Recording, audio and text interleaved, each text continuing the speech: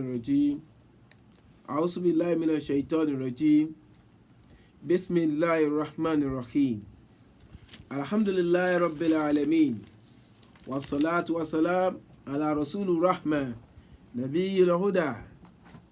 المرسل إلى ثقلين الإنس والجن كافة ولكن أكثر الناس لا يعلمون adáwọ̀ pẹ́ fún Ọlọ́run a sì tọrọ ìkẹ́ àti ìgẹ̀ fún ànábì wa Muhammad sallallahu ta'ala alayhi wa sallam kó mọ bá ànábì kó mọ bá wọn ra ilé ẹ̀ àtàwọn sàábé rẹ̀ kárí gbogbo mùsùlùmí lápapọ̀. Mo kẹ́yìn ọmọ ìyá mi nínú ẹ̀sìn tí ẹ fẹ́ mọ gbọ́ wa lórí ètò yìí tá ń pè ní The Message, tá ń pè ní kíni o ní èdè lárúbáwá Ar-Risalat ní èdè gẹ̀ẹ́sì náà ń pè ní The Message. Ilé wa ọ̀nà wa ọlọ́mọdé ó bàjẹ́ láéláé, ọlákùránù wájú Ọlọ́run. Ẹni tọ́lọ́run fi ṣe sábàbí ètò yìí ẹrú Ọlọ́run, Ọlọ́run dákun ilé rẹ̀ ọ̀nà rẹ̀ ọlọ́mọdé ó bàjẹ́ láéláé, tó kówó kalẹ̀ fún wa pé ẹra kínní yìí àfẹ́mọ̀ gbọ́hùn yín through Ustaz Muhammadu Jamiu Labaika the Christ Adégúnwà, ilé Adégúnwà ọlọ́mọdé ó bàjẹ́ láéláé. Àfáàrí èèyàn rí aṣáájú rí nídìí ẹ̀sìn Gayurudeen, Ọlọ́run dákun mo bẹ́ẹ̀ ni jókòó mọ́ lọ síwájú sí i, wọ́n jẹ́ kípọ̀ táwọn ká láéláé, àtòun àtìyàwó àtọmọ àti gbogbo mọ̀lẹ́bí rẹ̀ gbogbo wọn la tọrọ fún. Bákan náà ẹni tó tún ṣe kinní yìí fún wa Ànábì wa Muhammad sallallahu alayhi wa sallam ó ní man sanna sunnatan hasana falahu ajiruha wa ajiru man amila biha. Ẹni tó bá ti la ìlànà rẹ̀ kalẹ̀ ó ní yóò gbalada, ẹni tó bá tún wá rìn tó tún tẹ̀lé lánà yẹn yóò mọ gbalada, kódà dédé tẹ́nitọ̀ wọn mọ gbà yóò tún mọ gbà sí ti tiẹ̀. Ọlọ́run ló wá mọ iye commission tí ẹni tó ra iPad yìí fún wa kíkà náà fi ṣe dá wà, Ọlọ́run ló mọ orí ẹ̀san tí ó jẹ́ tiẹ̀. Kò wá ti tán síbẹ̀, àìṣe wá bẹ̀rẹ̀ náà ni àkọ́kọ́ táwa ṣe náà ní Ọlọ́run dákun kó bá a fa àlùbáríkà sí àti tá a máa sọ lẹ́yìn. Ọlọ́run dákun abẹ́ẹ́ ni mọ́jà sì sọ mọ́jà sì wí ìtọ́lọ́run wí nínú Quran nínú hadith ní kọ́lọ́run dákun kó mọ jẹ́ kó ti ẹnu wa jáde. Èyí tá a bá wà ní Kùránì tá ò bá tàdé ní àdíìsì tá ò rí Rabbil Alamin ọba ìdá mọ̀jà mẹ́nu dé ibẹ̀ olúwa mi, mọ̀jà mẹ́nu dé ibẹ̀ olúwa mi, mọ̀jà mẹ́nu dé ibẹ̀ olúwa mi. Ọlọ́run dákun mọ̀jà mẹ́nu débẹ̀ ń tiwa la hawla wala quwwata illa billahil aliyyil azim. Azi idari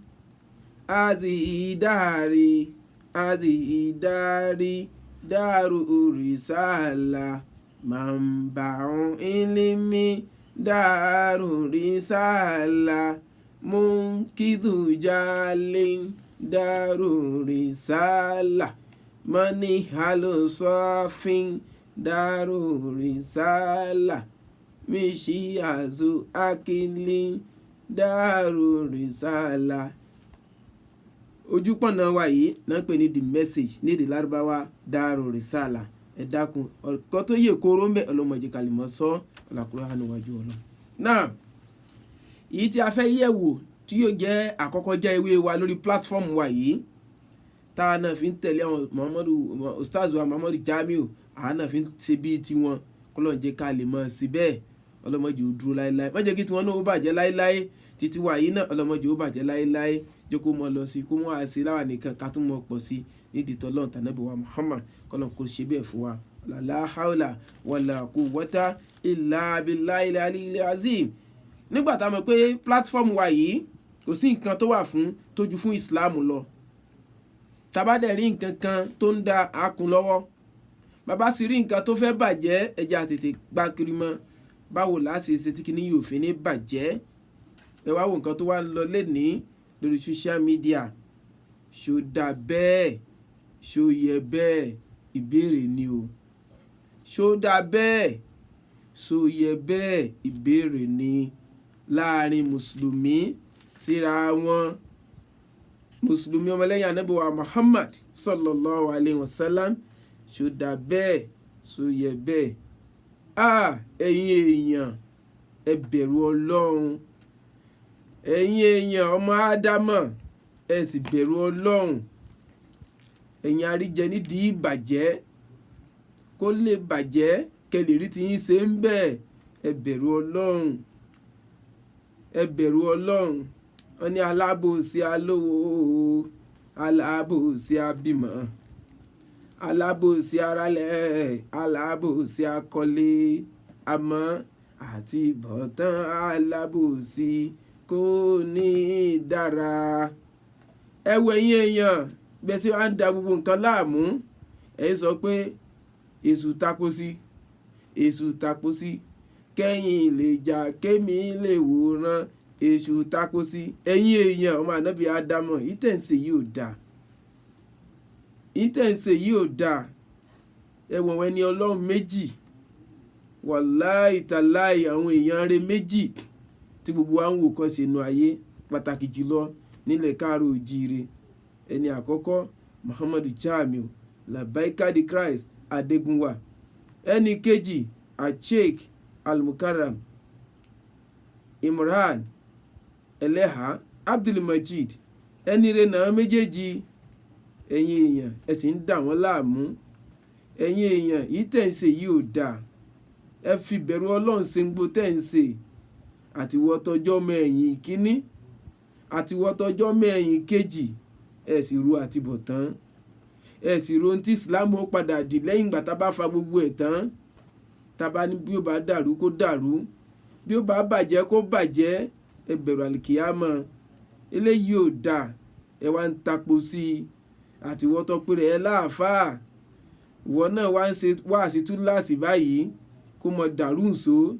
Kí ló fẹ́ gbà ń bẹ̀? Àmọ́ gbalada tiẹ̀ náà. Ìwọ náà tó ti ń ṣe báyìí, Ọlọ́run ó ṣẹ̀san fún kó wá. Àwọn àfáà méjèèjì yìí, àwọn tá ń wò kọ́ ṣe nílẹ̀ Yorùbá nísìn, àwọn ní Muhammadu Jamiu Labaika the Christ, Sheikh Al-Mufaddal, Sheikh Imran Eleha Abdulmajid. Wàláhì tàláhì sùmọ́bìláì làzim. Ẹni Ọlọ́run ni àwọn méjèèjì. Kí nìdí? Wàláhì ẹni Ọlọ́run ni wọ́n. Èmi mọ̀ wípé kóòtù tí wọ́n náà ń gbéra wọn lọ yìí, wàláhì tàláhì èmi ò tí ì gbàgbọ́. Kódà pé Sheikh Imran ní gbé Ustaz Jamiu lọ kóòtù, èmi ò tí ì gbàgbọ́. Èmi Muhammadu Murtado Agbésinga mi ì tí ì gbàgbọ́ pé Imran ní ń ṣe bẹ́ẹ̀, èmi ò tí ì gbàgbọ́. Gbogbo ohun tí ó fẹ́ mọ dárúkọ orúkọ dílẹ̀lẹ̀ tí Ustaz Jamiu, mi ì tí ì gbà pé Ustaz Jamiu ní ń fa wàhálà. Wàláhì ìdí tí ì fi gbàgbọ́ ni pé àkọ́kọ́ látọ̀dọ̀ Ustaz Sheikh Imran Eleha, gbogbo wáàsí tí mo ti ń gbọ́ lẹ́nu bàbá yìí tá ń wò gẹ́gẹ́ bí àwòkọ́ṣe. Da'watuhu khalisatun minal shatmi wal tasmiya. Gbogbo wáàsí rẹ̀ tí ń ṣe látayédáyé, èmi ò rí kó búyàn ń bẹ́ẹ̀. Wáàsí pẹ̀lẹ́pẹ̀lẹ́, wáàsí tútù ni bàbá yà máa fi báwọn èèyàn sọ̀rọ̀. Allahu akbar. Da'watuhu mamluhatun bil ibaril wafiya. Ẹlẹ́ẹ̀kejì, gbogbo tó bá tún wá sọ lọ́rọ̀ láyé tí ò búyàn, tí ò dárúkọ èèyàn, yóò tún wá kún kẹ́kẹ́ fún làákàyè, fún òye, fún ọ̀pọ̀lọpọ̀ ọpọlọ. Allahu akbar. Ẹlẹ́ẹ̀kẹta ń bẹ lásìyàmà, pàtàkì jùlọ. Ẹ wo kútúbà tán ṣe kọjá nígbà tí a ṣe tatúnú àwẹ̀, mo fi ti ara mi gbọ́. Mo lẹ́ni Ọlọ́run ni bàbá yìí. Ó ní àwọn èèyàn ń bà òun lókàn jẹ́, àmọ́ láṣẹ tọlọ́run ó wá sọ pé sùúrù ló yẹ káwọn ṣe. Gbẹ́ni tó bá ṣe sùúrù, Ọlọ́run mọ̀ tún mọ̀ jẹ́ kó ní mọ́gífírà. Kódà ṣé mọ́tò 3 million àwọn lò ní, Ọlọ́run wọlá sùúrù tán ń ṣe yóò sì tún mọ̀ jẹ́ kó ṣe kíni, yóò mọ̀ dé 15 million, yóò mọ̀ dé kíní kan million. Èmi náà sì sàmí yá bàbá yìí kú sùúrù. Ẹ̀yẹn wo pílátífọ́ọ̀mù bàbá yìí látìgbà tèmi ti rí o, kì í ṣẹni ebú, kì í ṣẹni yẹpẹrẹ. Àmọ́ àwọn èèyàn ẹ má jà bara wa jẹ́, kò dáa. Bákan náà sí Ustaz Muhammadu Jamiu Adégúnwà Al-Gayuru lidinillah. Èèyàn rẹ̀, ẹni Ọlọ́run tó ní ìtara ẹ̀sìn láti dáadáa rẹ̀ wá. Tó bá ti gbọ́ ìsìlámù báyìí, egungun rẹ̀ á dìde. Kódà borí bá ń fọ́, tó bá ti gbọ́rọ̀ dáwà báyìí, gbogbo nana rẹ̀ á dìde. Bí àfikà ṣetán Ọlọ́run ni Muhammadu Jamiu láti dáadáa wá. Ẹ̀yin o bàbá yìí látìgbà tó ti wá bẹ̀rẹ̀ bó ṣe ń propagate ẹ̀sìn, Tinubu mùsùlùmí ń dùn lọ́tún nílẹ̀ Yorùbá, Haúsá, Ìgbò, Yorùbá, títóbi rẹ̀ Ọlọ́run. Bàbá yìí Muhammad Jamiu Adégúnwà ó wá jẹ́ pé ó tún wá wà simple minded person, ẹni tó pé in fact ó ṣe bá lò, ó ṣe ní bá lò kọ́ pàdánù, gbogbo ẹni ìbáwa náà ń bá wọn lò, ara oríire wọn náà ló ràn wá yìí. Èèyàn rẹ̀ ni wọ́n, àtọ̀tún wọn àtòsí wọn, kí ló wá fa ìjà báyìí? Ẹ̀yin èèyàn, kò dáa, ẹ má bà wọ́n lórúkọ jẹ́, ẹ sì wá ń tì wọ́n gbọ̀n àtiwọ́ tó wà níbí àtiwọ́ tó wà lọ́hùn. Àmọ́ ìmọ̀ràn mi fún Ustaz wa Muhammadu Jamiu Adégúnwà Labaika the Christ àti Sheikh Al-Imran Adamallahu Hayatahu, èmi ọmọ yín, ọmọ kéwù yín ní ń bá yín sọ̀rọ̀, Muhammad Murtada Agbesinga, àáfàá wa lẹ́yìn méjèèjì ń jẹ́ o, lúkì mi rọ̀lẹ́ jẹ́ o, ẹ dákun. Yìí tẹ̀ ń ba lọ yìí, àwọn èèyàn ló ń tì yín, àmọ́ tẹ bá ń tẹ́tí sí wọn nǹkan ó bàjẹ́, tẹ́yìn méjèèjì bá jọ ń fa lọ nǹkan ó dàrú. Yẹ̀yí zukumọ̀ lọ, Ọlọ́run ní kí n bá yín méjèèjì sọ̀rọ̀, mo kéré púpọ̀ àmọ́ Ọlọ́run ní n bá yín sọ̀rọ̀, ẹ dákun ẹ yá mi létí inú yín. Ọlọ́run ọba àlékè ọlá sọ fún Ànábì wa Muhammad sallallahu alayhi wa sallam, àtiwọ́ náà tó ń gbọ́ mi, mọ́ bínú mọ́, ìwọ l'Agbẹ́sìngá ń sọ yìí, ìtọ́lọ́run rémi lèmi ń ṣe yìí, ìtọ́lọ́run náà wọ̀wọ́ mọ́ ṣe èso mọ́ dàrú so, bẹ́ẹ̀ ni ti yín ṣe rí ọ̀gbẹ̀sán. Ọlọ́run mọ́ jẹ́ kí ìbàjẹ́ ti ọwọ́ tèmi wá tí ń máa dàárín àáfàá méjì rú, Ọlọ́run ní ṣe tèmi bẹ́ẹ̀. Àkọ́kọ́, ẹ̀yin stars wa méjèèjì, ẹ méjèèjì ní okọ o, abẹ́mọ̀ pé ẹ lókọ locally and internationally. Ta ni ọmọ Muhammadu Jamiu Adégúnwà ní gbogbo ilẹ̀ ní local wa yìí, kódà ká tún kúrò Nàìjíríà, ta ni ò mọ̀? Ọlọ́run ló ṣe bẹ́ẹ̀, Ọlọ́run ló ṣe Mùránì náà bẹ́ẹ̀. Ògo lẹ jẹ́ fún wa ẹ̀yin méjèèjì, nídìí tẹ́ ń ra wọlé yìí, bẹ́ẹ̀ ṣe lókọ nílẹ̀ yìí àti lókè òkun, gbogbo ayé tó wá ń wò yín ní tẹ́ bá wí wọ́n fẹ́ mọ act on it. Ṣé ta bá wá ń ṣe báyìí, ṣé yóò sọ wá lóko rẹ bí ẹ sì wẹ̀yìn wò? Àwa kan tá ẹsẹ̀ ń bọ̀ lẹ́yìn, irú kí ni ká mọ̀ ṣe báyìí nígbà tẹ́yìn àgbààgbà bá ṣe báyìí, ṣó wá dà bẹ́ẹ̀? Allahu Akbar. Ẹ̀yin èèyàn,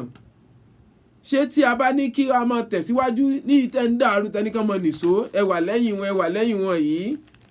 Olúwa mi o, ṣé yóò sọ wá lóko rẹ bí? Ṣé yóò tú àlìkìyámọ̀ wá ṣe bí? Ẹ sì wo ibi tí ìsìláàmù wà ní Nàìjíríà lénìí, ẹ wo nǹkan tá à ń fèsì lénìí, kò tí ì tán bẹ́ẹ̀ o. À ń wá ká lóko rẹ, lóko táwọn kan ti stain, àwọn tó sì lè tún ọkọ̀ ìsìláàmù ṣe, àwọn náà ní champion méjèèjì yìí, àwọn star yìí, wọ́n wá fẹ́ mọ ta òun síra wọn, ẹ̀tún wá ní ẹ̀yin wá tún tapo sí fún wọn. Ṣé tán bá tún wá kóra wọn lọ síbi tán kóra wọn lọ yìí, ṣé kò ní di wàhálà jù báyìí lọ? Àkọ́kọ́, ẹ̀wọ̀n wọ́dà tí wọ́n gbà wọ́n láàyè, ṣé àwọn yìí náà tí wọ́n ní káwọ́ pẹ̀yìn rojọ́ báyìí pé ẹ̀yin sí géètì fún àwọn èèyàn kan wọlé kán mọ̀ sí gbá, wọ́n gbókọ, wọ́n kámẹ́rà, àbẹ́mọ̀ pé ẹjọ́ ni mọ́ ń tú ẹjọ́,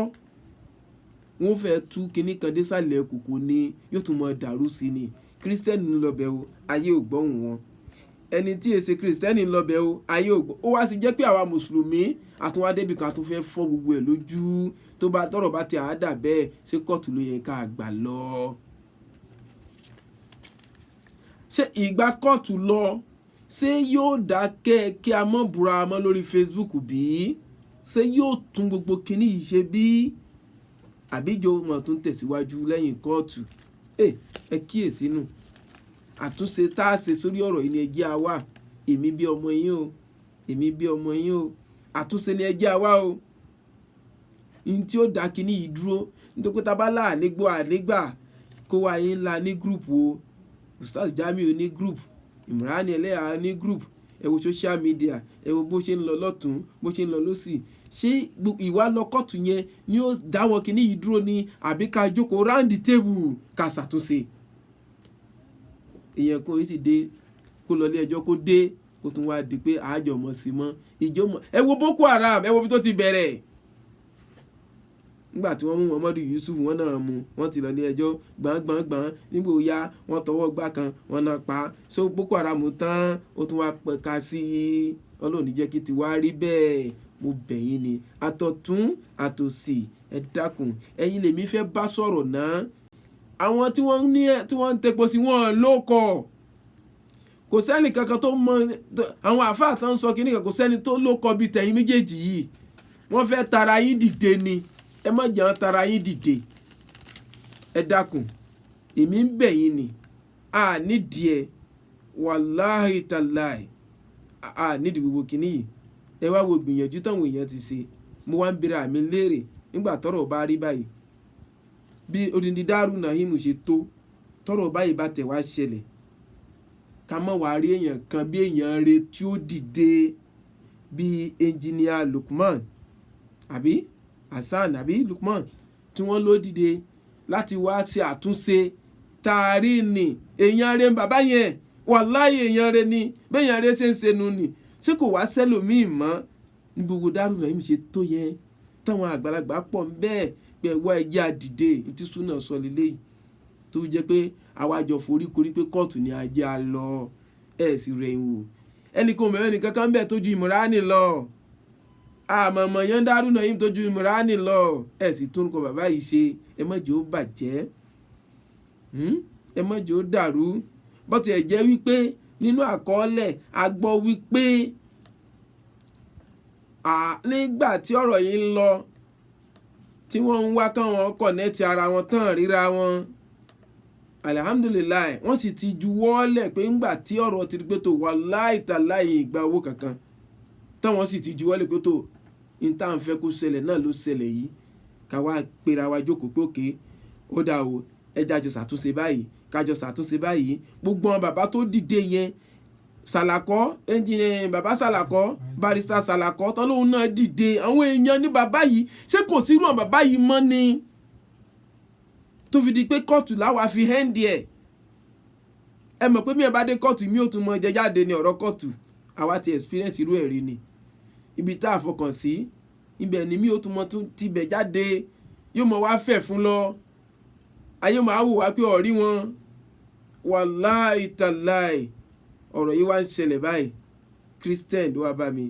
pastor for that matter ṣe mọ̀ pé tá a bá ṣe money evangelism wà ládùúgbò alọ́nà Badagry ó ní Agbẹ́sìnga òun rí nǹkan tó lọ lórí Facebook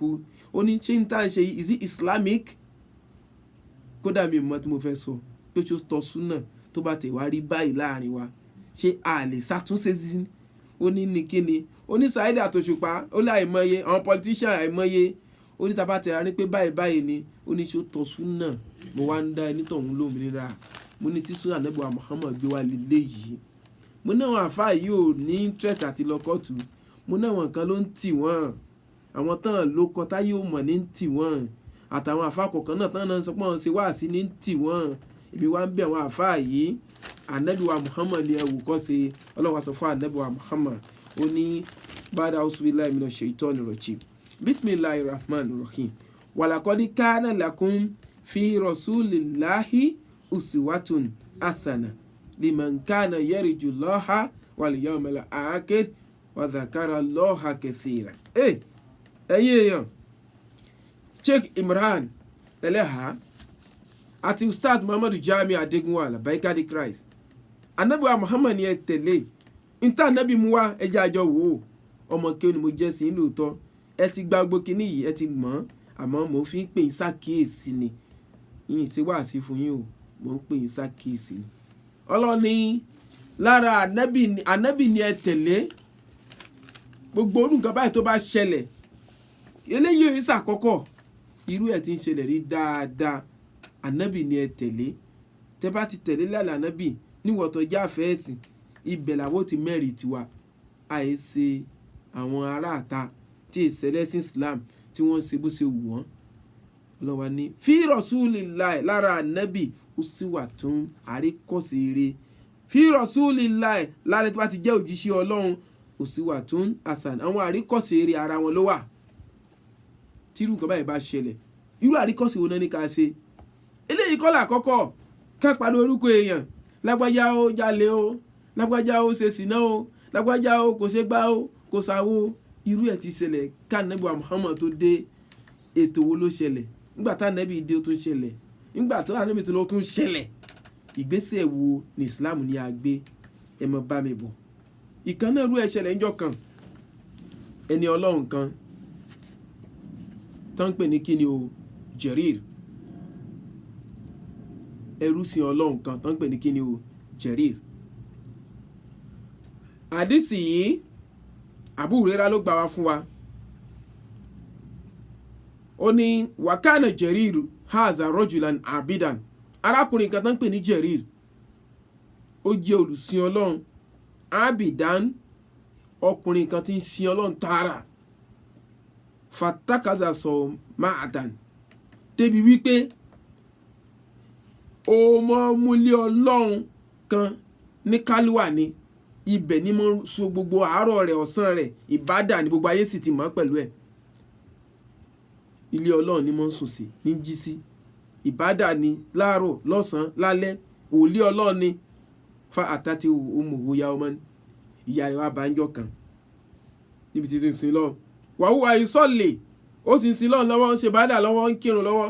ń ṣàdúrà lọ́wọ́ fakọ́ọ̀lá ìyá rẹ̀ wá ní ya Jarir rẹ̀ Jarir fakọ́ọ̀lá ó ní ìyá mi rọ́bì ó ń sọ lọ́wọ́ lọ́wọ́ umi ìmọ̀ mi wá sọ láti irun ní kí lọ́wọ́ yìí lábẹ́ wípé tó ó fà dọ́là kóhun sin lọ́hun kóhun kírun ju kó dáyà rẹ̀ lóhun lọ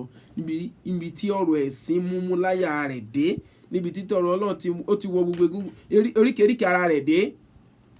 fa akbala aláṣọ láti hì bó ti kọ̀ntínú láti mọ kírun sónù pípè tíya rẹ̀ pé kò dáyà lóhun ń bá ń kírun lọ fa akbala sọ láti hì fa ń sọ́ra fati ìyá rẹ̀ bá yẹ ìpa rẹ̀ pé tó òun pé kò dáhùn lóhun ìyá rẹ̀ bá lọ ń tẹ̀ falamma kana minal gadi nígbà tó tún wá kírun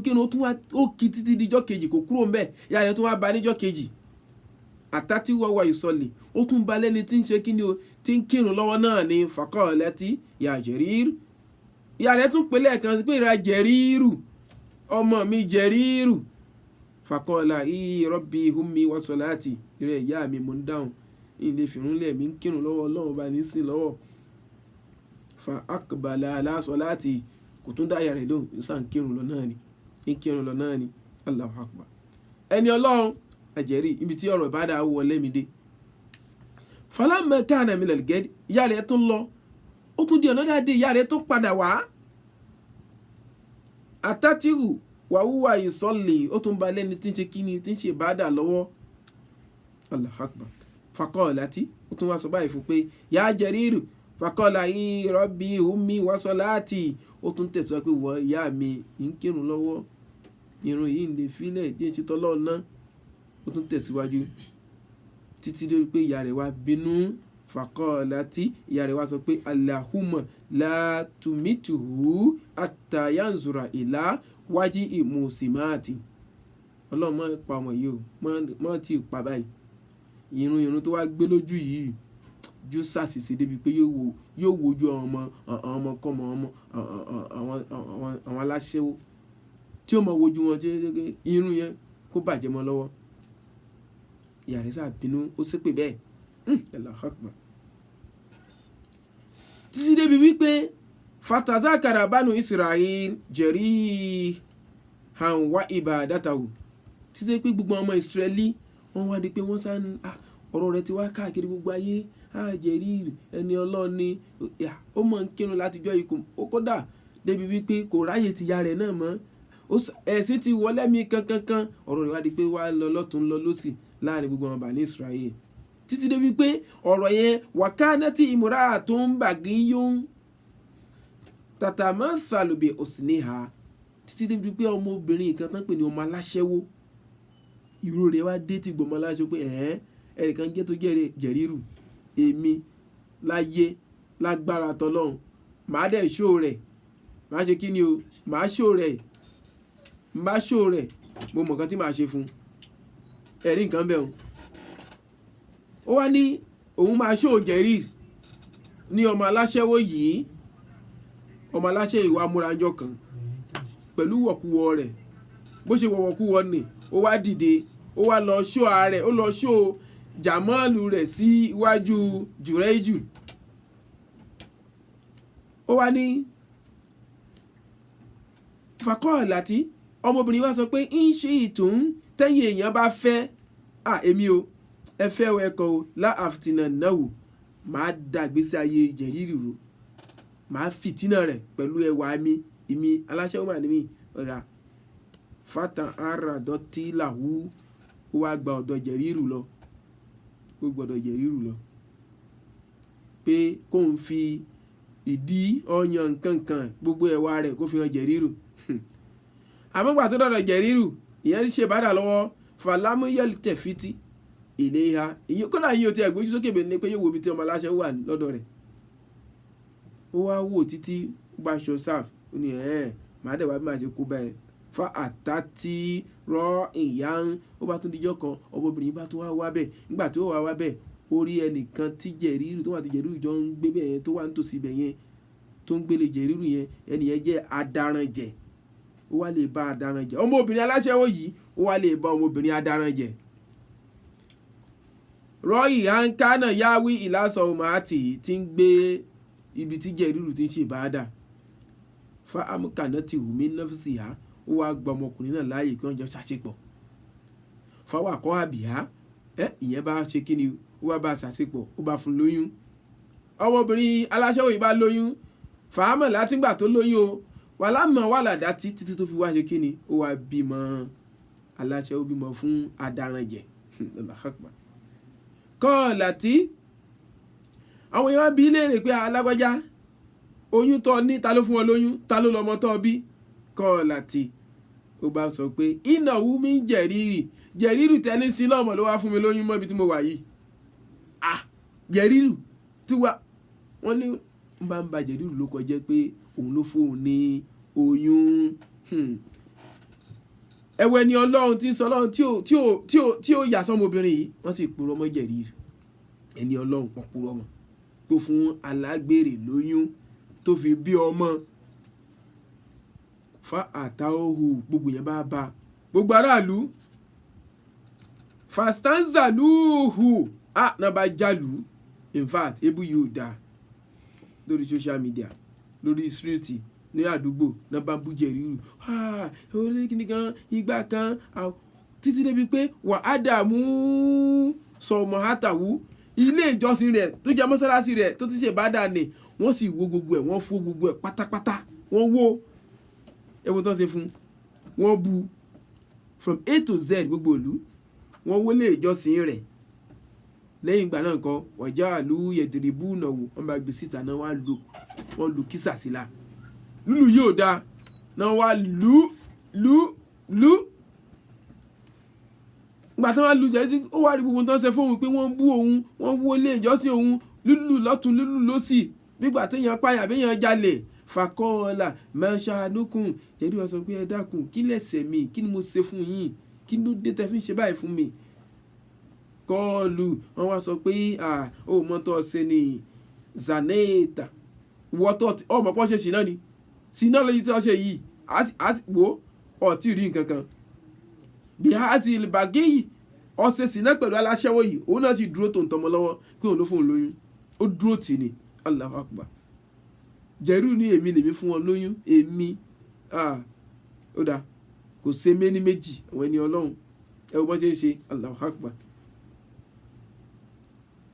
kọ́ọ̀là haina sọ́bí ọmọ tó bí dà wọ́n lọ́mọ rẹ̀ ní ọmọ agbọmọ rẹ̀ wá ọmọ agbọ dọ́dọ̀ Jẹ̀rírù fàkọ́ọ̀là ó bá ní dàún ní sọ́ọ̀lì ẹ wá ṣe kinní kan fún mi ẹjọ́ ẹ ti lù mí ẹ ti bú mi ẹ ti wọlé mi mo wá fẹ́ kinní kan lọ́dọ̀ yín dàún ní ẹ fi mí lẹ̀ báyìí náà sọ́ọ̀lì kí n kàn yẹn náà fìlà gbogbo ayé wá dúró bíbà náà ti dúró pé ó kú ibi tó gbà lénìí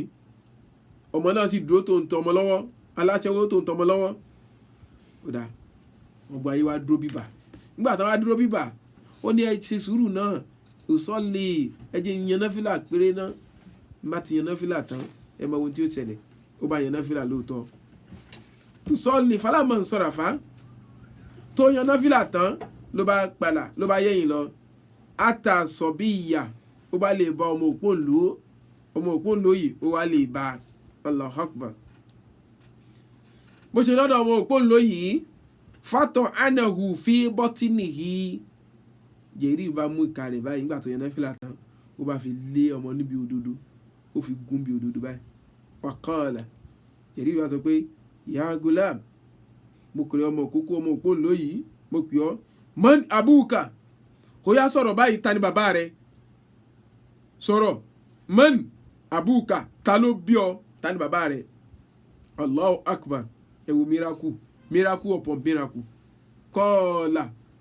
ọmọ òkókó ọmọ òpóǹlò ló wá dá gbogbo ayé lóhùn tí gbogbo ayé dúró bíbà. Kọ́ọ̀là ó ní àrọ́yìn bàbá adarán ẹ̀jẹ̀ tí gbogbo yín mọ̀ yẹn ló fún mi òun ni bàbá mi o kì í ṣe Jẹ̀ríru o. Allahu Akbar. Fa akbalu ala Jẹ̀ríri nígbà tó ọmọ sọ tẹnu ẹ̀ pé tó ọmọ yẹn ló wá fọ Jẹ̀ríru mọ́ látàrí náfìlà àti Jẹ̀ríru pé alẹ́ ni Ọlọ́run ni bàbá yìí. nígbà tó wá ní bàbá adarán ẹ̀jẹ̀ ló fún ni bàbá mi o. Allahu Akbar. Lójú aláṣẹwó tó gbé dání gan ló ti fọhùn ẹnu rẹ̀ bá papò aláṣẹwó ẹnu rẹ̀ papò. Fa akibalu ala Jẹ̀ríri yuqabilunahu wa yatamasahuna bihi gbogbo ayé bá lè bá Jẹ̀ríri pé Jẹ̀ríri dákun wọ́n bá fọ́ra lára jọ̀ọ́ mọ́ bínú ọ̀rọ̀ tí ẹ̀jẹ̀ fojú hàn ń sìn ni pẹ̀lú ìtọ́ ti ṣe yìí mọ́ bínú náà bá ń kíìsì ẹ̀ náà fọ́ra lórí mọ́ bínú náà fọ́ra lára mọ́ bínú ọmọ tá a ṣe wà kọ́ọ̀lù wọ́n wá ní ọmọ tá a ṣe báyìí fún ọ láti fi tánà wo tá a ṣe sí ọ ṣáájú ní nábù ní lákàsọ̀ ọmọ àtàkà àátún ilé ìjọsìn rẹ̀ àátún mọ́ padà fún ọ yìí tá a ti wò ní àbọ̀ tún mọ́ àbẹ̀ tún mọ́ Allahu Akbar min dhahabin àmọ́ góòdù láàfin mọ́ pé àfi in fact pẹ̀lú pé a ṣe báyìí fún ẹ o àfi dùn ọ́nú pé mọ́ bínú pẹ̀lú ta ti ṣáájú sí ọ. Jẹ̀ríru ẹni Ọlọ́run ẹ̀gbọ́n tó wí ni kọ́ọ̀là ó wá dá wọn lóhùn pé ó ní rárá o ẹ mọ̀ ṣe àrídùhà mìntíìnì kàmọ̀kànàtì ẹ fi sìmẹ́ǹtì pẹ̀tẹ̀pẹ̀tẹ̀ àmọ̀ tán fi kọ́ tẹ́lẹ̀ náà ni ẹ bá ń fi kọ́ nǹkan mi bó ṣe wà ń bẹ̀ tẹ́lẹ̀ mi ì fẹ́ góòdù tẹ́ fẹ́ fi kọ́lé Ọlọ́run fún mi mi ì ràn yín ní góòdù ẹ fi ilẹ̀ bó ṣe wà tẹ́lẹ̀ pẹ̀tẹ̀pẹ̀tẹ̀ tó wà tẹ́lẹ̀ náà ni ẹ bá ń fi mọ́ ẹgbẹ́ lọ́n tó fi jẹ̀ mọ́. Allahu Akbar ẹ wo Jẹ̀ríru ẹni Ọlọ́run lábẹ́ wípé àwọn èèyàn ṣe àṣemáṣe sí wọ́n ṣe wá ṣe àṣemáṣe sí Ọlọ́run dẹ̀ púrúfù Jẹ̀ríru pé ó mọ́. Wàláì tàláì ọ̀rọ̀ yìí ṣe pẹ̀kírẹ̀ kí ara wọn àmọ́ phase 1 lélẹ́yìí wàláì every Monday la máa mú gbogbo ọ̀rọ̀ yìí wá tẹ́lẹ̀mọ̀ rí àwọn ẹni Ọlọ́run pé gbogbo ẹni Ọlọ́run láyé tó ń ṣe ìbádà débì kan péyàn bá sọ aṣọ máṣe fún wọn àdámọ́ ni kí wọ́n máa ṣe aṣọ máṣe fún àwọn ẹni Ọlọ́run àdámọ́ ni kí wọ́n máa lé allegation against ẹni Ọlọ́run kì í ṣe èsì ló ti bẹ̀rẹ̀ láti dáadáa wa ló ti ń bẹ̀rẹ̀ tó bá dẹ̀ ṣẹlẹ̀ báyẹn kí náà ẹni Ọlọ́run máa ń ṣe Ọlọ́run àtúnkó wọn yọ ìbádà tó ń ṣe nì wọ́n àfi prove ara wọn. Wallahi tallahi ẹ mọ̀ kẹ́lẹ́ mọ̀ pé ẹni Ọlọ́run Ìmúránì ni ẹlẹ́hàá ẹ wo ohun tó ṣe nì ẹni Ọlọ́run ni bí wọ́n ṣe ń gbọ́rọ̀ wọn bọ̀ títí débi pé wọ́n ṣe kí ni o wọ́n dẹ̀ clarify ọ̀rọ̀ tí a rí gbogbo fídíò sì gbé pé báyìí ni ó ṣe rí o. ẹ wo Ustaz Muhammadu Jamiu Labbaika Christ kẹ́lẹ́ mọ̀ pé ẹni Ọlọ́run lòun náà bó ti yẹ pé àwọn kan náà pètèpèrè pé ẹja ṣe báyìí nígbà tán gbé wọn dé kóòtù tí ò sẹ́nì kankan mọ́ Ọlọ́run dẹ̀ prove rẹ̀ níjọ́ yẹn náà fóun náà pé ẹ̀yin méjèèjì ẹni Ọlọ́run nìyí. ká padà sọ̀rọ̀ tá à ń bá bọ̀ ẹ wá wo ibi tí Jẹ̀ríru ni tọ́lọ̀ ti fọ Jẹ̀ríru mọ́ in tó fi fọ Jẹ̀ríru mọ́ ó ní pé látara pé kí ni o kódà wọn gba ọlọ́pàá àwọn aláṣọ dúdú ni wọn pè wọ́n àwọn oníbàbá ní kóòtù tán mọ́ lọ kóòtù lẹ́mìí tán gbé fáìlì dání ni kò sínú ọ̀rọ̀ wọn Jẹ̀ríru o Ọlọ́run sì prove Jẹ̀ríru kódà àwọn tó sọ pé àbá ọ̀sẹ̀ ní gòdò ó ní rárá o báwọn ẹni ọlọ́run ṣe ń ṣe rèé bó sì yẹ kó ṣe rí náà ni sí tó ń ṣẹlẹ̀ kò wá sí tó fà á nípa ànábì wa Muhammad ọlọ́run sọ fún ànábì wa Muhammad sallallahu alayhi wa sallam pé tó bá tiẹ̀ wá rí báyìí pé àwọn yẹn bá ṣe àṣemáṣe sọ́dọ̀ yín ní tí Jẹ̀rírù tó fi sọ wípé náà òun ò fẹ́ góòdù pẹ̀tẹ̀pẹ̀tẹ̀ yẹn ni kẹ́ ẹ fi ṣe kí ni kẹ́ ẹ fi kọ́lé ọlọ́run fún òun ìdí rẹ̀ rèé ọlọ́run ti sọ ní Kùránì fáwọn ẹni ọlọ́run pé wàá ní àkọ́bùtún fa ákìbù bí mísìlì mọ́ òkìbùtún báwọn yẹn bá ṣàṣemáṣe sí i tán bá jẹ yín níyà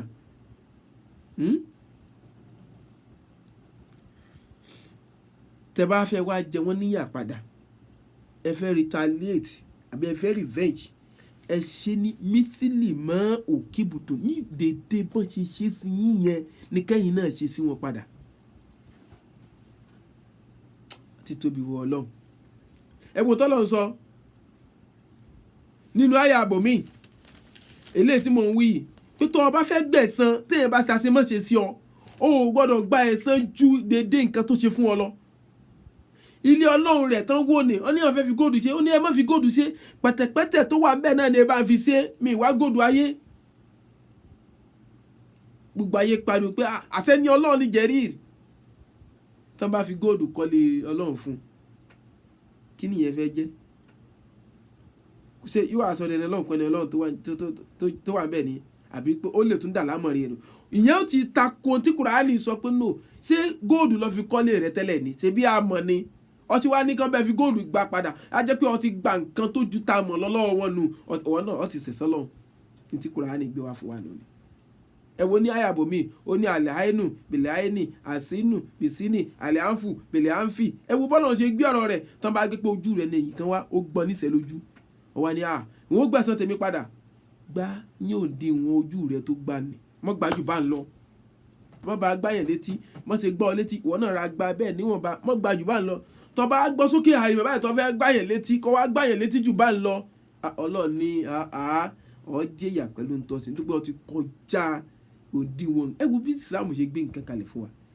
ti tóbi rí Ọlọ́run ẹ dákun mo fi lè bá yín sọ̀rọ̀ ní ẹ̀yin àfáà wa méjèèjì ẹ má tẹ̀lé àwọn aláṣọ dúdú yìí o ẹ̀wọ̀n aláṣọ dúdú ìní dárúkọ wọn tá mọ́ múyàn lọ kóòtù àti bàbá oníkóòtù tẹ́wọ́n kó tó kó fáìlì mọ́ra wọn àwọn níjọ́ kan mo rí àwọn kan níjọ́ kan àwọn méjì wá hágì mọ́ra wọn ní station wọn náà wà náà sí aláṣọ dúdú èèyàn rí ń bẹ́nu wọn o àmọ́ pọ̀lọpọ̀ wọn tẹ́ bá tẹ̀lé ọ̀rọ̀ wọn bí tí Kùránì sọ ó ní wà ń tù tí akfara máa ń fẹlẹ̀ àrùdì yóò di lùkà ánsẹ̀ bí ilé láàyè tẹ́ bá ní kẹ́ tẹ̀lé ọ̀pọ̀lọpọ̀ wọn tó wà lórí ilẹ̀ ẹlẹ́yìí tí ẹ pé ìdáyà kan ń bẹ fún wọn yóò mọ̀ sọ inú wàláì wọ́n sọ onítọ̀hún nù àwọn bàbá oníkóòtù ńjọ́ kan àwọn méjì wá ágì ó ń pe ní aláṣọ dúdú ní pé you thief ó ní if you call me thief you na ham rubber now bàbá ẹmọ ẹtẹkùn ní bàbá ní àwọn aláṣọ dúdú tó mọ́ mú yẹn wọ́n pè ní oníkóòtù pé ní thief aláṣọ dúdú pé oníkóòtù ní ham rubber ìṣẹ̀lẹ̀ kan ṣẹlẹ̀ ńjọ́ kan mélòó tí ẹ la fẹ́ sọ wọ́n gbé ọ̀rọ̀ kan wá bá mi ẹni yẹn tẹ́nàntì ni kò rówó lé san mi wàá mọ̀ tó ṣẹlẹ̀ bàbá onílé ó ṣe kí ni ó wá lọ padlọ́ọ̀kì ilé yẹn àbí bí lẹ́kùn bí pánù kan ni ó ló ṣí lókè ilé yẹn ni o fún wọn tó jẹ bí owó ọdún méjì káwá ní ọ̀rọ̀ owó san bàbá onílé wá bínú látara ìjẹ́nìyàn ó gbé ó wá padlọ́ọ̀kì ilé rẹ̀ àbí pé ó ṣe kinní kan ó bá gbé ọ̀rọ̀ lọ bá àwọn aláṣọ dúdú ẹni iṣẹ́ ló gbé dé yẹn bá ṣe ń ṣe ní àmọ́ bá ṣe ń ṣe ọmọ tá ṣe ń tá ṣe ni wípé sọrí ẹni tí ó nílé yẹn tó ń pè ní láńlọ́ọ̀dù ni àárẹ̀ sí ẹ̀ ni ń tá ṣe fún sí ni pé wá tó bá dijọ́ Monday báyìí wọ́n wá lè bá bàbá láńlọ́ọ̀dù wọ́n bá mú wọ́n bá tì mọ́lé wọ́n nígbà tó fi tilẹ̀kùn nílé bàbá yẹn ní pé ó jẹ́ òun lówó bí ọdún méjì kò sanwó igbá kan àwo kan wọ́n bá ní nítorí di eléyìí ó ti ṣe gbá ó ti ṣàwo wọ́n wá lọ kọ allegation against bàbá yìí pé nínú ilé arákùnrin tí ò rówó lé ọdún méjì san ó ń wá 500,000 cash sẹ́ni tí ò rówó lé san ó dẹ̀ ní 500,000 lé àwọn aláṣọ dúdú mọ̀mọ̀ sí alápapẹ́ mọ̀ níwọ̀n wọn kàn gbé irọ́ kalẹ̀ ẹ̀yẹ tí wọ́n yìí ta gbọ́ yìí béèyàn bá ti fẹ́ ṣàtúnṣe ká nípò ké mi sọ pé ọ̀rọ̀ táwa ń sọ a sọ pé yẹ́ẹ̀sì ni o a ní wọ́n ṣe o a ní wọ́n ṣe o àmọ́ ẹ jẹ́ àṣàtúnṣe kí ó mọ̀ sọ ìsìláàmù lẹ́nu ẹ ṣe àṣàtúnṣe kó mọ̀ takò pé tó ṣèbáfà àná pè wá níbo la gbọ́rọ̀ lọ yìí àwa sì kọ́ la gbé lọ àwọn èèyàn sì ló ń tì wá gbogbo àwọn tó ń tì wá ẹ̀wọ̀n sì lóko ayé ò mọ̀ wọ́n àwa sì la àwa náà mọ̀ ẹ̀ wá dákun àwọn wọ̀nyí wà ní wọ́n wá ní mo wá gbọ́ pé wọ́n ní kinní kan 100 million báwọn àwọn alápapín báwọn ṣe máa ń ṣe nù mọ̀ wọ́n ní àlìkíyàmọ̀ wọn yìí kódà bẹ̀lẹ́ fi mọ̀ pé tó àtibọ̀tán mi yìí sábà dànù wọn àtibọ̀tán mi yìí sábà dà bí yóò tiẹ̀ ṣàtúnṣe ẹ̀wò nǹkan báwọn bí ìta ń gbọ́ yìí wọn akọ gbogbo ẹ̀ lóríṣiríṣi àtọ́níkóòtù bọ́n ṣe ń jẹun nù àtibọ̀tán bọ́n ṣe máa ń ṣe nù náà fi sọ pé a ò gbọ́dọ̀ tẹ̀lé wọn a ò gbọ́dọ̀ ṣe kí ni a ò gbọ́dọ̀ tẹ̀lé wọn ọlọ́mọṣẹ́lẹ̀ láti mọ̀ ìbánisọ̀rọ̀ wa yìí eléwà ní phase 1 wákàtí kan péré la fẹ́ mọ́ lò lórí prógrámù yìí nínú wákàtí kan yẹn a fi 40 minutes a fi ṣe ìbánisọ̀rọ̀ a fi 20 minutes a fi ṣe question and answer ṣé tí àwọn àfáà wa wọ̀nyí ń ṣe ṣó dá báyìí ṣé táwọn èèyàn ń ti àwọn àfáà gbọ̀ngbọ̀n yìí ṣó dá báyìí àbí ò dá tó bá dá bẹ́ẹ̀ lọ́dọ̀ tiẹ̀ mú ẹ̀rí wa tí ò bá dá bẹ́ẹ̀ mẹ́rin wa ẹ mọ̀ pé ọ̀rọ̀ prógrámù tèmi ọ̀rọ̀ ẹ̀rí ni kí lọ́lọ́run sọ kí ni kùránì sọ kí lọ́lọ́run wí kí ni kùránì sọ òun ni ọ̀rọ̀ prógrámù tèmi tó bá ní kóòtù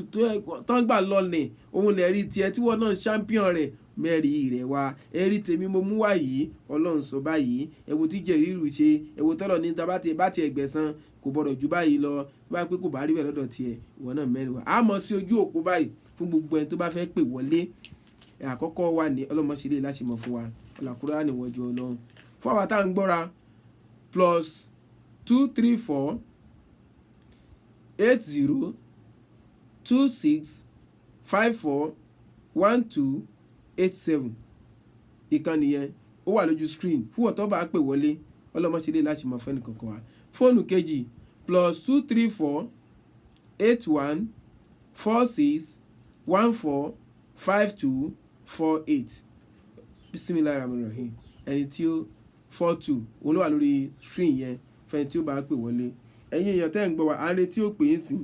inshallah lórí ọ̀rọ̀ tí ń ṣẹlẹ̀ yìí àtúnṣe ní ẹja wà ìyẹn ni ó pọ́n ìsìláàmù wálé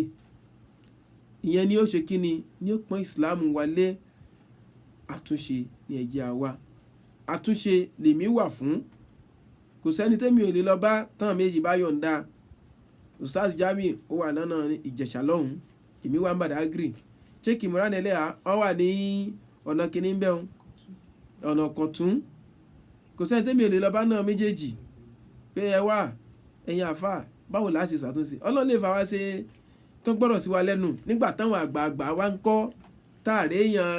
èèyàn rẹ̀ sì ń bẹ̀ ẹ mọ̀ sojo ẹ ṣàtúnṣe ló dà kẹ́yìn náà ló kọ́ re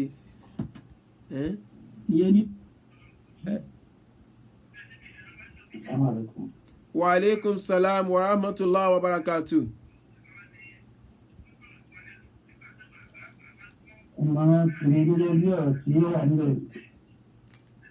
Ẹjọ́ ta ló ń pè láti bo? Alájà Abdulaziz sọ ní àràmọ́ láti Ṣàgámù. Láti Ṣàgámù náà bismillah. Alhamdulillah lọ́wọ́ tí ó bá ní sọ ilé ọ̀sán dada. Alhamdulillah. Gẹ́gẹ́ bí ọ̀rọ̀ tí ó ń lọ. Mo ń gbọ́ yín sà. Gẹ́gẹ́ bí ọ̀rọ̀ tí ó ń lọ ìmọ̀ràn tèmi lórí ẹ̀. Ok. Ẹ ti fi ọ̀rọ̀ náà gbọ́ wa ó já sí pé ní ànábìrì náà ló yẹ kí gbogbo wa kí á fi ìwà jọ. Náà. Bí ọ̀rọ̀ ṣe wá rí mo fẹ́ rọ àwọn àfáwà méjèèjì kí wọ́n jọ kán bá ní jẹ́ kí ọ̀rọ̀ náà tí àwọn àgbàgbà bá dá sí kọjá kó yanjú nítorí pé ẹni tó bá ń wá ẹni tí ìyá rẹ̀ jẹ lówó nígbà tó wáyá yóò padà rí ẹni tí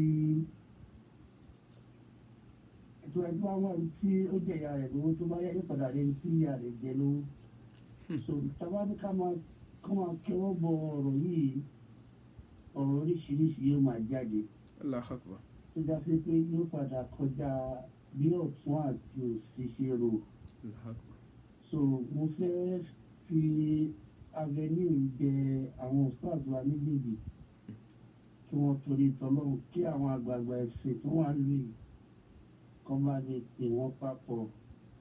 kọ́ bá lè yanjú ẹ̀ torí pé bí ọ̀rọ̀ bá ń lọ báyìí ibi tí èèyàn orúkọ pé yóò padà débẹ̀, ọ̀tún máa rẹ́rìí ọ̀rọ̀ mú wá, òsì náà sì máa rẹ́rìí ọ̀rọ̀ mú wá. A wà máa fẹ́ ìdí ara wa sí àgbáńlá ayé fún gbogbo àwọn tó yẹ kí wọ́n máa dá sọ́rọ̀ ẹ̀sìn.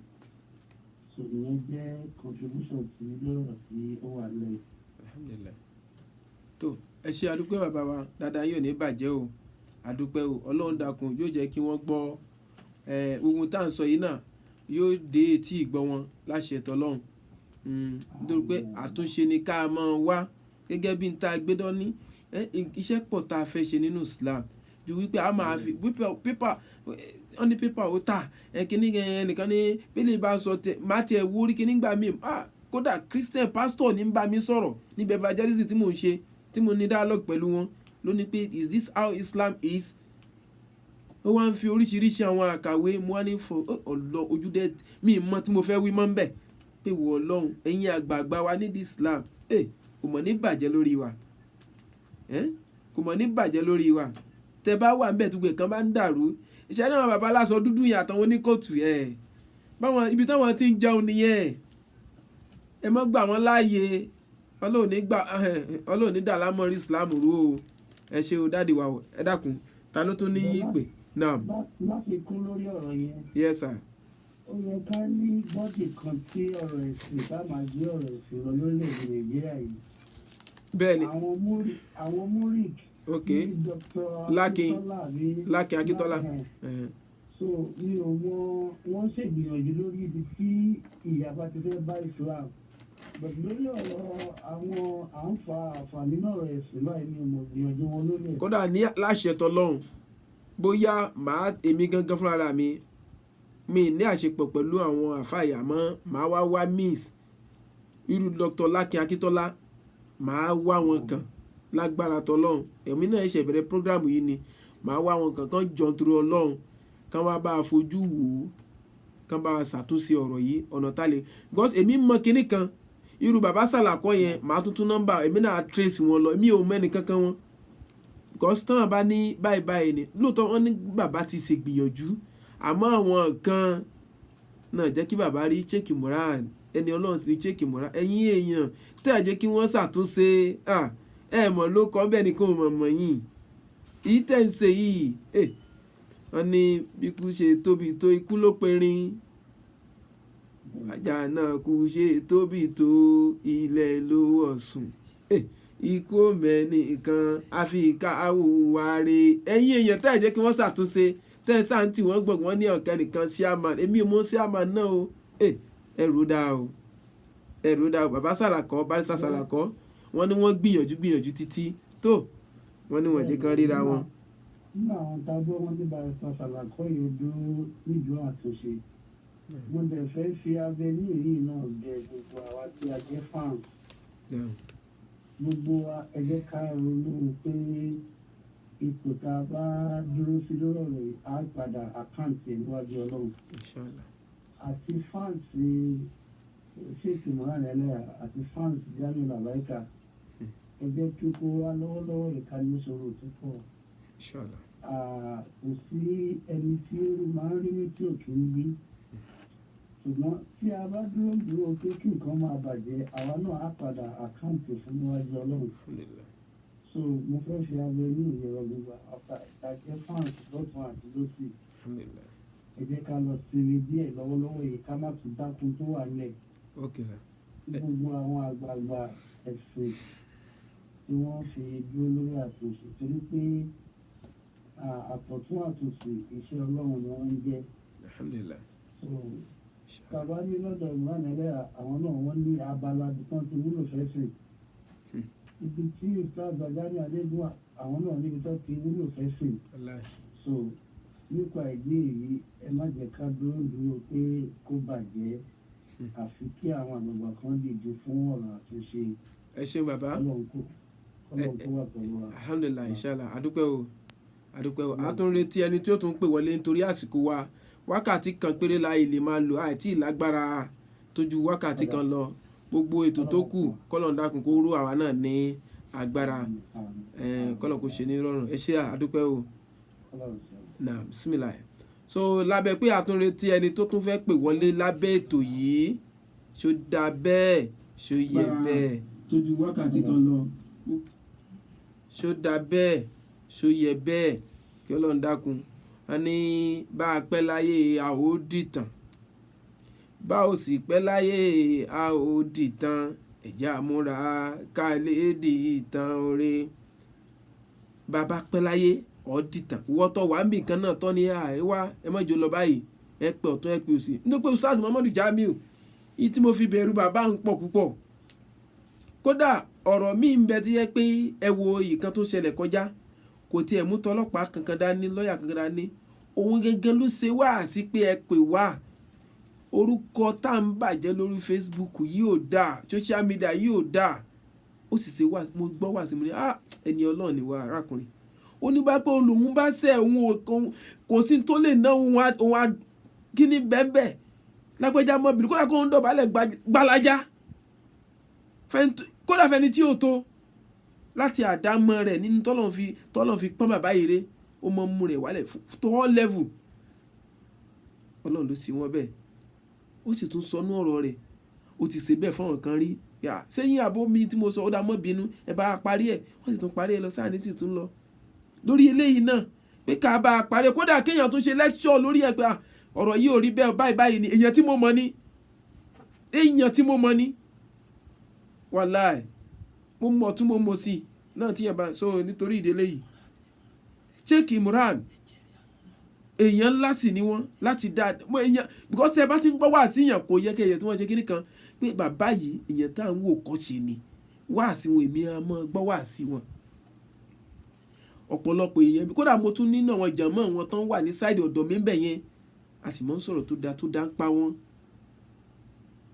ẹ̀yin èèyàn ẹ bẹ̀rù Ọlọ́run ìmọ̀ràn tẹ́ ń fún àwọn bàbá yìí kí wọ́n bàjẹ́ kó dàrú kó dáa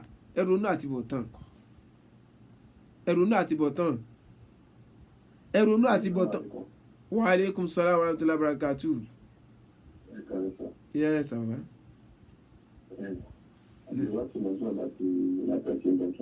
ta ló sọ̀rọ̀ sà ok afábílùwásù ẹ̀rá sà ẹ ṣeun Ọlọ́run ní sà Ọlọ́run jẹ́ kẹ́ ẹ pẹ́ fún wa. àmín Allah ìdẹ̀kú ìgbìyànjú sínú ẹ̀sìn Islam. Ọlọ́ba láàánú ni ń dùn wá ní ládẹ́. àmín Allah. Ṣẹ́rí lórí ọ̀rọ̀ àfa Ustaz Gani àti àfa Muhammed ẹ̀bá ẹjọ́ ẹ̀bá bá ọ̀tún àtòsí sọ̀rọ̀ kí kẹ́ńtọ̀ kan bá palẹ̀ láàrin ara wọn. Because irú nǹkan bá ń lè àwọn ọmọ mùsùlùmí ká máa ń gbéra wọn lọ lẹ́jọ́. Bọ̀ àti ìsí kan mo kàn fẹ́ pè mí sí lórí Ustaz Gani. Mo mọ̀ pé most of things kì í ṣe Ustaz Gani lẹ́gbàá bá ń tún bí ó ṣe àwọn èèyàn wọn kí àwọn èèyàn wọn kí àwọn kọ́fà àwọn èèyàn wọn láti mọ kọ́mẹ́ǹtì láti mọ kọ̀ọ̀kan púpọ̀. Nínú kó mọ̀ jẹ́ àfáàjọ kó mọ̀ jẹ́ iṣu gan ọjọ́ ti ní. Àgbóyé sà. Most of things tí àfáà tí àwọn èèyàn ń kọ láti sọpọ́tì Ustaz Gani ó ń dá nǹkan mìíràn ẹ̀lẹ́. Ọjọ́ ti kéde lórí àbáwọ̀ ìmọ̀ràn ẹ̀yà nìkan bọ̀ ẹjọ́ kí àfáà Gani kan bá àwọn èèyàn sọ̀rọ̀. Ìbẹ́ta káwọn ẹni ìdámọ̀ káwọn ẹlẹ́ṣọ́ tó lè gbé ti other people. Ìbẹ́ta kan mọ̀ kọ́ tàbí tó máa lẹ́yìn tó bá kọ̀ nǹkan tó bá gbé ti ẹnìkan because tí ìgbóyà bíi fọ́dé ní tó dáhùn náà kọ́ àfàìmáàna lérí burúkú òun ní ò make sense. Ìwọ̀n ìlú expect pé irú ẹni tó kọ́ nípa máa dáfà bá ìwé tábà block ẹ̀ àti kí wọ́n friend ẹ̀ lórí ìkíni wọn. gbogbo àwọn mẹ́sẹ̀jì náà ètò ẹ̀ máa inú èèyàn ló dùn. ẹ ṣeun mo bàbá lè mọ̀ pé kì í ṣe ìṣàfù ní ìṣe bọ̀tà àwọn èèyàn àwọn sọ̀pọ́tà tó jẹ́ ní sábàjẹ́ kan sọ̀pọ́tà ọmọ dáǹkì ní ilé ilé tí ò bójú mu ẹjọ́ ẹ bá pe afá ìdáàbò ìdílé àti èyí àwọn pé kì í ṣe àwọn sọ̀pọ́tà wọn ni lórí tí òye tó fẹ́ máa sọ àìsàdá àìbọ́rọ̀ ní èpè kankan. ẹ ṣeun bàbá. tí ẹni tí wọ́n bá gbà ní kíláàsì so kọ́lọ̀dọ́là ni kó bá kó sí àwọn méjì náà. Inshallah ẹ ṣeun bàbá. àmì ìyẹn gangan ni kókó wá sí wa ó ti yẹ pé a ṣẹ̀ṣẹ̀ bẹ̀rẹ̀ platform wa yìí tá ń pè ní the message àkọ́kọ́ tá àkọ́kọ́ ṣe pé ọlọ́run dákun kó jẹ́ kí dáadáa mọ tọwọ́ tiwa jáde àtúnṣe Islam lọ́tún lósì bí Islam ó ṣe ní dàgbàsókè ìyẹn ló yẹ kó kan gbogbo wa kì í ṣe pé láti tánìṣì Islam àbí tánìṣì àwọn tí wọ́n gbé. yes sir. ẹni mo sọ kí n tẹ́lẹ̀ ní bẹ̀ lọ́dọ̀ fún èmi rí mo lẹ́sì ìtàgà nígbà mo mọ ìwọ̀n dáadáa bọ̀ mo lè rí pé sẹ́rí mo fẹ́ bá lọ́wọ́ ọ̀gá Facebook wọn àwọn èèyàn náà máa káàdì wọn tí wọ́n sọ̀rọ̀ tí ò dáhùn àkáàdì ẹ̀ pé kábílẹ̀ ẹ̀ mọ̀ sí ní ẹ̀ o àti àwọn òwúrọ̀ àárọ̀ àwọn èèyàn kan máa ṣe irú nǹkan báyìí ẹ̀ ń kọ ọ̀rọ̀ tí ò da ìdíje ní ọ̀dà pẹ̀sọ̀ láti ẹ̀ mọ̀ because wọn ò ní pé àwọn bá kọ́ àfààní wọn máa torí sẹ́mọ̀ èmi ò dẹ̀fẹ́ kó jẹ́ pé wọ́n mọ̀ lọ pé àfààní lónìí àfààní lọ́la ẹ̀jọ́ àwọn àfààní because wọ́n mọ̀ jẹ́ kẹ́ni wọ́n fún àwọn kí àwọn náà yé dọ̀tà àrùn yẹn wọn níbi ọ̀rọ̀ tẹ́ ẹ sọ tẹ́ ẹ pa Inshallah gbogbo ẹ̀ ṣẹ́rí níbi àtúnṣe yìí ni mo sọ pé ṣẹ́rí ìgbére ẹni lọ sóde kóòtù Yorùbá ní àyè lọ kóòtù ká dé ká tó ṣọ̀rẹ́ mọ́ kò ní dáwọ́ kíní yẹn dúró kíní yẹn tó máa wá lè pọ̀ sí ju báyìí lọ ẹ̀wí Boko Haram ẹgbẹ́ mi kankan ló ti bẹ̀rẹ̀ àwọn náà dẹ̀ níjàn mọ́ gbogbo àwọn bọ́ìsì wọn lọ́tún ló sì wá rí pé gbogbo kíní wá rí pé agbára ìjọba gangan ò ṣe kíni kò ká mọ́ téèyàn bá ti fojú wo nǹkan sùn nítorí pé àwọn bọ́ìsì ti yapa tí kò wá ti ní òun mọ̀nà both local and international level so àfi káàárọ̀ ọ̀tún káàárọ̀ òsì ní kán jọ nítorí Ọlọ́run kó mọ̀ di iṣu àtàyàn àwọn méjèèjì náà ń gbìyànjú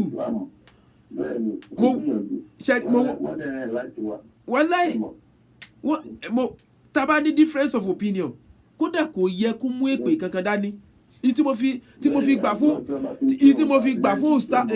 Sheikh Morane Eleha ṣe ń gbọ́ mi tó ń ti difference of opinion ta ní wọn dárúkọ èèyàn wọn sì ṣe pé mi gbọ́ nínú wá sí wọn kò jọ àwọn àfáà kan mo mọ bí àwọn àfáà kan àfáà Ìbàdàn èmi ẹ dárúkọ èèyàn nǹkan kan bọ́n ṣe wá sí kan báyìí pé mẹ́wàá ni bọ́n ṣe wá sí mi kan rú tí wọ́n rí àmọ́ ẹwọ́ ẹni ọ̀. àwọn tó wà nígbà ìgbà náà ní wọn ó ṣe fídíò ìgbésà wájà ní ọ̀tún òun ní gbogbo ìyẹn lẹ́nu. àwọn onídìí ẹ̀. ìlú kàfẹ́ kápá o kọ́tà àwọn èèyàn. so lágbára tọlọ́run àtọ̀tún. kọ́mọ̀ mọ̀ fi sọ àfà yánni lẹ́nu. Inshallah lágbára Ọlọ́run. ẹlòmíà ti ṣe látàtàgẹ̀ máa fà. bẹ́ẹ̀ni tí ó ti sáfà ní ṣe bẹ́ẹ̀ni lágbára Ọlọ́run èmi náà látẹnu sí lọ bí Ọlọ́run dákun ẹ tó fàdúrà kún mi lọ́wọ́ ẹ dákun èmi náà ó gbégbèsè ẹnìkan ò mọ̀ mí àmọ́ wọn ó sáré mọ́ lọ bá àwọn àgbàlagbà rẹ̀ àwa tá à ń bọ̀ lẹ́yìn ẹ mọ́ filé ilé lẹ̀ fún wa tẹ́yìn bá ṣe tiyín báyìí ṣé ó túmọ̀ sí pé ẹlòmíì ò ní búra wọn mọ́ báwo wà láti mẹ́ni Ọlọ́run láàrin wa tẹ bá ní àtìgbà kan á dàrú ni kí la fẹ́ gbà ń bẹ̀ kí la mi ìgbọ́rí mú tán aláàmà mi Inshallah àti àwa tá a jẹ́ fáǹsì ọ̀tún àtòsì òun náà lẹ́yìn náà ń gbọ́ yìí o ẹ jọ̀ọ́ abẹ̀yìn ni ẹ jọ̀ọ́ nítorí Ọlọ́run kò sí ní ta fẹ́ gbà ń bẹ̀ àtúnṣe ni ẹgbẹ́ àwa ẹ dákun bí ẹnìkan bá ti ń sọ bẹ́ẹ̀ ti wú yẹn mo rí kan jọkọ̀ ẹnìkan lórí Facebook ó wá gbé ajá bíi 4, 5 àbí 7 sẹ́yìn ọ̀kadà ó wá ní òun fẹ́ lọ gbé fún Ustaz Jamiu kó fi pa léyà bóyá yìí náà rí mi mọ̀ èmi rí ni o pé mo ní ewu tó ní. so níta fẹ́ múlò. ẹni ọ̀gá mẹ́kọ́ máa ń pe àjà pé àfààní sí náà àfààní sí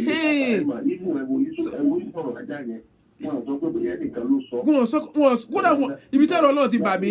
èmi mo ṣe lecture èmi mo deliver lecture Talajade Ustaz Jamiu náà ń pariwo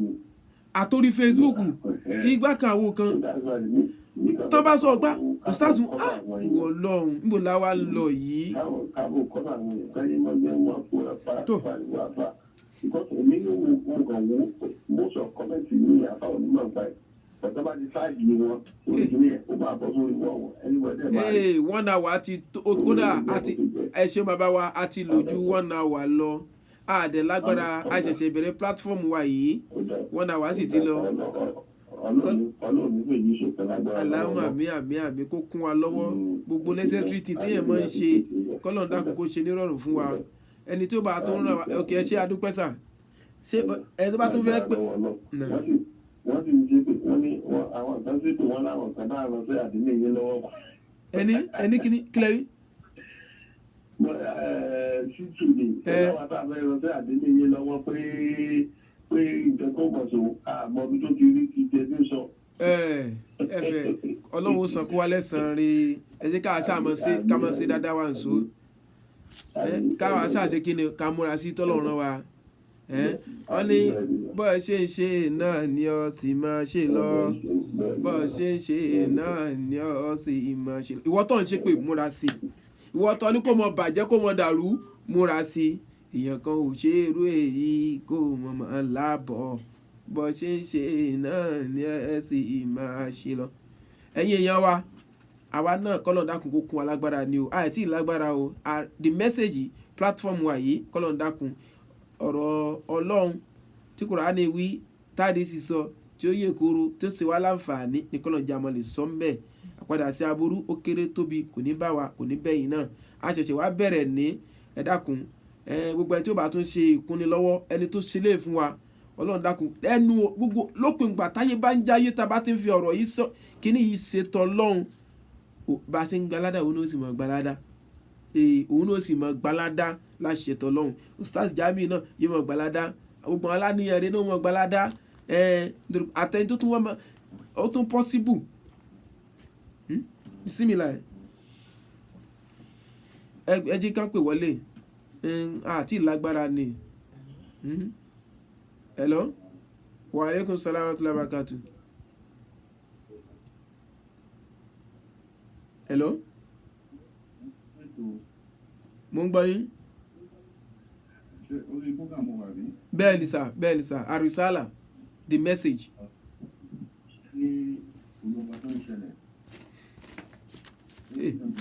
a máa ti lójú kínní ìlọ́ba yìí Ọlọ́run a sì lówó láti ó yá bisimilahi a lówó láti ra dátà o náà bisimilahi.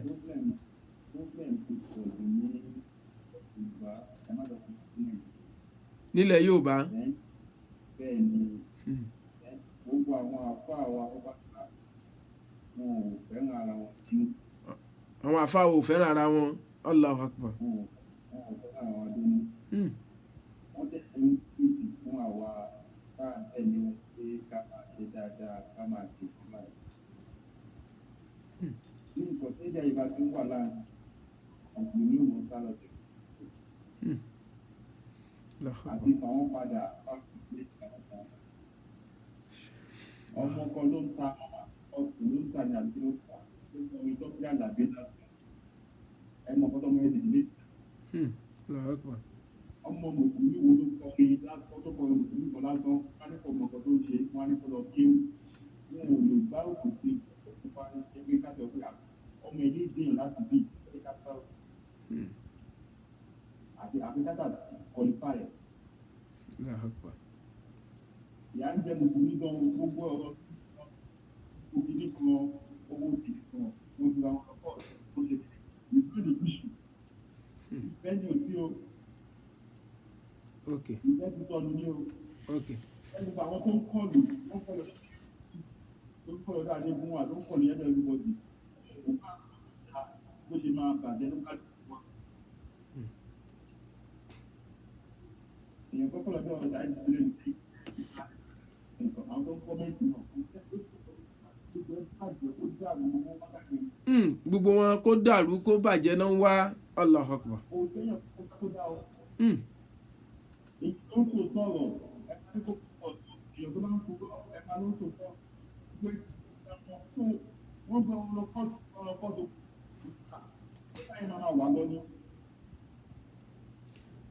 ẹ sà.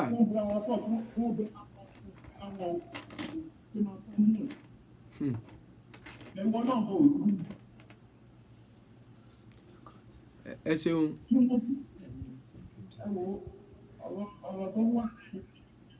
Ọlọ́run ó bá wa ṣe rí àwọn ó mọ̀ ṣe wá sí tiwa àádẹ́mọ̀ tó ń fi ìbẹ́ Ọlọ́run kún àti ká tó súnmọ́ àwọn tí wọ́n jẹ́ kínní. Ìbéèrè tí wọ́n béèrè pé ṣé kò séèyàn rè mọ́ nínú rè èèyàn bíi ti ẹ̀yẹ wo ẹnjìníà Lukman tó dìde ẹnjìníà Lukman àti Barrister Salako ẹ wà níyàn bàbá yẹn látàrí pé kí ni o ẹ jẹ́ àjọ péra wa kájọ ṣàtúnṣe.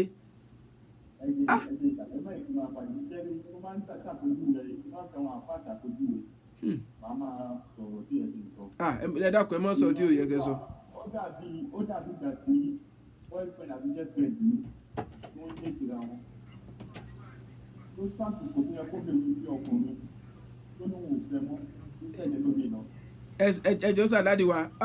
a fẹ́ mọ ṣe ju táìmù yìí lọ àti run out of time. Ọlọ́run dákun kó mọ̀ ṣe lè láṣìmọ̀ fún wa o. Gbogbo ẹni tó bá fẹ́ ràn wá lọ́wọ́ ó lè pè mí lẹ́yìn ètò kọ́lọ́run dákun kó mọ̀ jẹ́ ó dúró. Àwọn ẹni iwájú wa Ustaz Muhammadu Jamiu Adegunwa ọlọ́mọ balẹ̀ wọn jẹ́ o mọ́ bọ̀nà wọn jẹ́ o nídìí dáwà wọ́n ti ń ṣe wọ́n rí ṣe jíkà àwọn náà tá a bẹ̀rẹ̀ tiwa náà jíkà náà mọ̀ ṣe ká mọ̀ rí ṣe o. Eléyìí wá ní phase 1 reason behind going to court. Kí la rí ṣé kóòtù ló yẹ ká gbà lọ ni àbí kóòtù kọ́ ìwọ tó bá ní kóòtù ni kí ni Kùránì sọ kí ládìsì sọ ṣó dá bẹ́ẹ̀ ṣó yẹ bẹ́ẹ̀ mẹ́rin ẹ̀ wá mi ì fẹ́ pè mú evidence wá Ọlọ́run mọ́ bá lé wa jẹ́ o mọ́ bọ̀nà wa jẹ́ o àtẹ̀yìn o Ọlọ́run dákun iṣẹ́ tí yàn ń ṣe ọ̀rọ̀ tí yàn ń sọ tí gbogbo sẹ́yìn fi ń di pé mi ìgbàmọ́wájú ọlọ́mọdé alẹ́ nǹkan kan wa mọ́ ṣe lè láṣẹ mọ́ subhana rabbika rabbil izzati amma yasifun wasalamun alal mursalin alhamdulillahi rabbil alamin sallu ala nabi karim sallallahu alaihi wasallam.